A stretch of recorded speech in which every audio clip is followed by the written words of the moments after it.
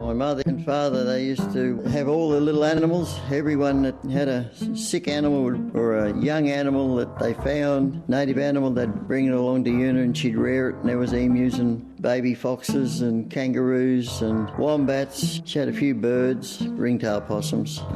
Pepe. Pepe. I virtually grew up with the emu. There was 3 originally. They came from Cobbiner. I think I was still going to school about 1963-64. Bill Robbie at the time was a Forest Commission worker. He found them up in the bush and he brought them to my mother. They were in a cardboard box, little striped things. The postmistress at the time wanted one and she just put in her hand and took out, and that happened to be the female.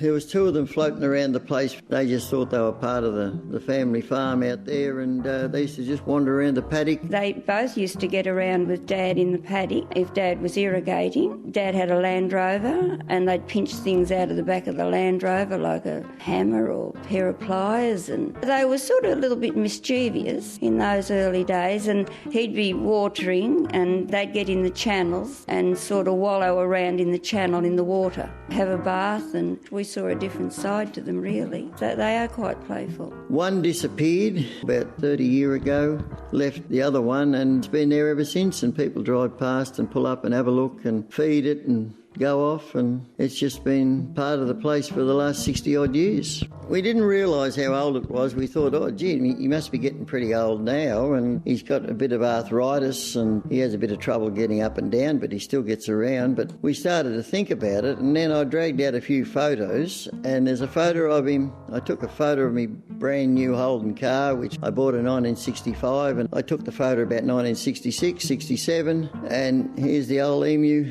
as large as life in the background. So we started to count off from that. As long as we can remember, we've had an emu. Pepe.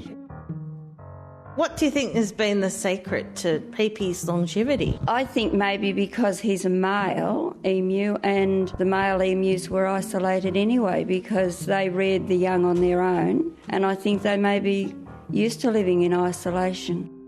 He eats bits of chopped up apples and fruit and a bit of bread, but I think he just lives off the grass. Runs around with the cattle at times, but some of them he's a bit frightened of them because they charge him a bit, so he keeps away from some of them.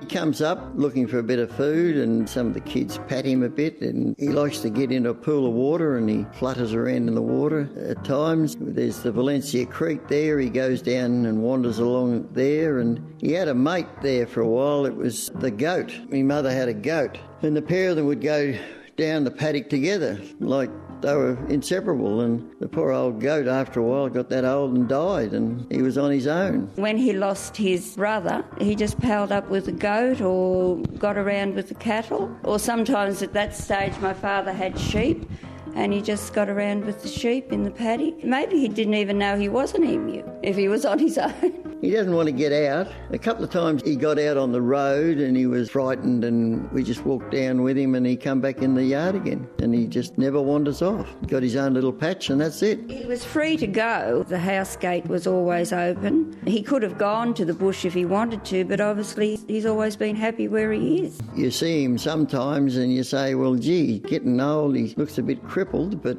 then the next time you see him, he's as large as life. He worked out that if he come over near the road fence, people will pull up and come across and give him a bit of bread and a bit of tucker and wander off, and he's quite happy with that.